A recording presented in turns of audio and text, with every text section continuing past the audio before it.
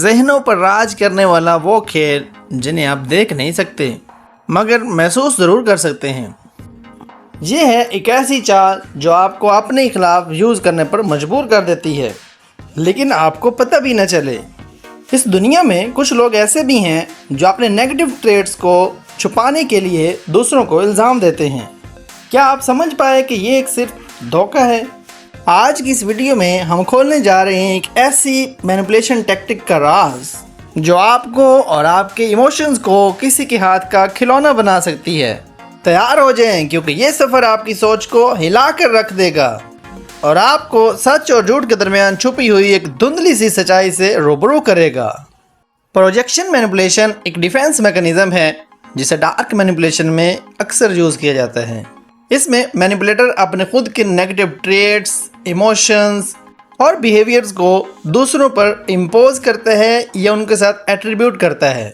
अक्सर वो उन चीज़ों के लिए दूसरों को ब्लेम करता है जो असल में वो उसके अपने अंदर होती हैं।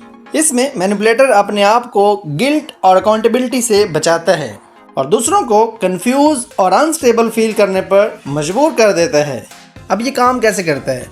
फॉर एग्जाम्पल, एक मैनिपुलेटर जो अपने अंदर झूठ बोलने वाले या डिसेप्टिव बिहेवियर को आइडेंटिफाई नहीं कर पाता, तो वो क्या करेगा कि वो दूसरों पर इल्ज़ाम लगाएगा कि वो झूठ बोलते हैं या उस फलां शख्स का एतबार नहीं किया जा सकता। मसलन एक इंसान जो अपने अंदर जेलसी के इमोशंस को मानने की कोशिश नहीं करता, वो दूसरों पर इल्ज़ाम लगा सकता है कि वो उसकी सक्सेस से जेलसी फील करते हैं, जबकि हकीकत में वो खुद जेलसी फील कर रहा होता है। अब सवाल ये पैदा होता है कि लोग इसका इस्तेमाल करते क्यों हैं? इसकी कई रीज़न्स हैं। मसलन लोग इसको सेल्फ डिफेंस के लिए इस्तेमाल कर सकते हैं। कुछ लोग अपने आप को इमोशनली सेफ फील कराने के लिए प्रोजेक्शन का इस्तेमाल करते हैं और वो अपने नेगेटिव ट्रेड्स को दूसरों पर थोप देते हैं ताकि वो अपने अंदर पैदा होने वाले गिल्ट और शेम से बच सकें। इसके अलावा कई लोग अपनी ईगो को प्रोटेक्ट करने के लिए भी प्रोजेक्शन का इस्तेमाल करते हैं। इस तरह वो अपने आप को बेटर और सुपीरियर फील करने लगते हैं क्योंकि उनको लगता है कि वो इस तरह की नेगेटिव चीज़ों से दूर हैं जो उनको दूसरों में नज़र आ रही हैं। हालांकि हकीकत में उनके अपने अंदर भी होती हैं, लेकिन अपनी ईगो को प्रोटेक्ट करने के लिए वो ऐसा फील कर रहे होते हैं। अब प्रोजेक्शन की वजह से विक्टिम के ऊपर क्या असर होगा? विक्टिम एक तो इमोशनली कंफ्यूज हो जाएगा, उसे अपने आप पे डाउट होने लगेगा कि शायद वाकई उसके अंदर ये वाली प्रॉब्लम्स या नेगेटिव इमोशंस मौजूद हैं, जिससे वो मेंटली डिस्टर्ब होना शुरू हो जाएगा। विक्टिम का सेल्फ स्टीम बहुत ज़्यादा लो हो सकता है। उन्हें लगेगा कि सच में उनके अंदर कोई बहुत बड़ी खामी है या कमी है। अब सबसे अहम चीज़ ये है कि हम इससे बच कैसे सकते हैं।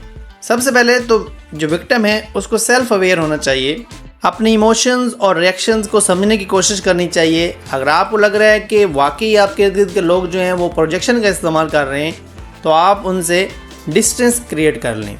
इसके अलावा आपको चाहिए कि बाउंड्रीज सेट करें, अपने आप को मेंटली और इमोशनली स्ट्रॉन्ग रखें और दूसरों के इल्ज़ामात या नेगेटिव इमोशंस को ब्लाइंडली एक्सेप्ट ना करें।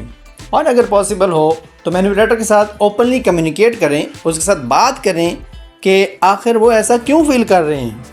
अगर हम आज की वीडियो को कंक्लूड करें तो प्रोजेक्शन मैनिपुलेशन एक सब्टल लेकिन पावरफुल टेक्निक है जो इमोशनल हार्म कर सकती है। इसका इस्तेमाल लोग अपने आप को प्रोटेक्ट करने और दूसरों को कंट्रोल करने के लिए करते हैं और इससे बचने के लिए सेल्फ अवेयरनेस, सेल्फ कॉन्फिडेंस और स्ट्रॉन्ग बाउंड्रीज होनी चाहिए। किसी भी मैनिपुलेटिव बिहेवियर की पहचान करने के बाद उसे इफेक्टिवली डील करने के लिए अपने आप को मेंटली और इमोशनली प्रिपेयर रखना चाहिए। होपफुली आज की वीडियो आपको अच्छी लगी होगी। अगर वीडियो पसंद है तो इसको लाइक करें, कमेंट करें, शेयर करें और अगर आप हमारे चैनल पर नए हैं तो हमारे चैनल को सब्सक्राइब कर दें और बेल आइकन को दबाना बिल्कुल ना भूलें। Thank you so much.